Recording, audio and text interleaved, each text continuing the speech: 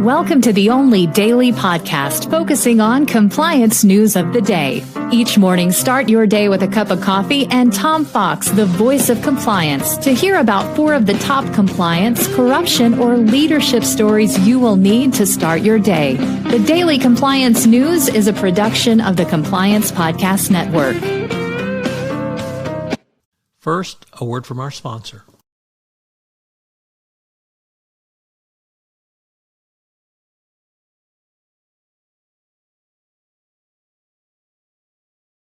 The Daily Compliance News for November 1, 2023. Yes, we are 2 months from the end of the year, the Communication Compliance Edition. We begin with that story from the Wall Street Journal, Risk and Compliance Journal, Mingy's Sun reporting that Wall Street's latest dilemma is the growing difficulty in capturing staff communications as required by regulators, while the ways of how employees talk to each other keeps changing.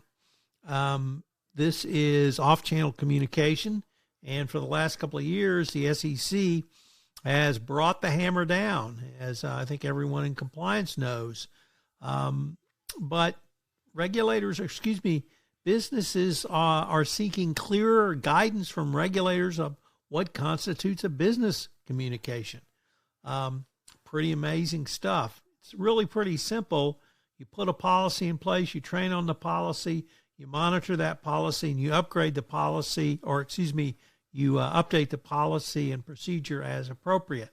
But companies still don't seem to get it. Next up, from the Financial Times, the U.S.'s largest brokerage agencies have been found liable for almost $1.8 billion in damages over a 7-year conspiracy to force homeowners to pay hefty commissions to buyers' brokers. Obviously, this sent shocks through the National Association of Realtors.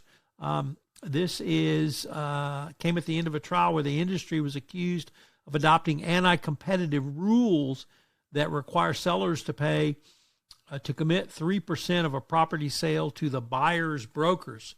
This is obviously a huge deal. This has been in place since I've been buying homes, and I've been buying them a long time. So typically what this means is, this is a big blow to this industry and this sector.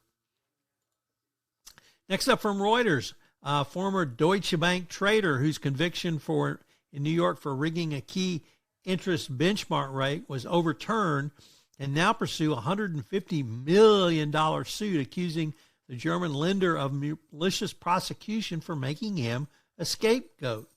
The employee, Matthew Connolly's suit, the bank had tried to dismiss, but the court had little trouble in allowing the lawsuit to move forward. And our final story comes to us from Politico, as France wants the EU to create an independent watchdog with real authority to fight corruption in EU institutions. And given the view of Hungary, it's hard to believe the EU can get anything passed that would have teeth in the fight against corruption, but we can always hope they will. Happy Day of the Dead. The Daily Compliance News is a production of the Compliance Podcast Network and a proud member of C-Suite Radio. Thanks so much for listening. I hope you'll join me again tomorrow.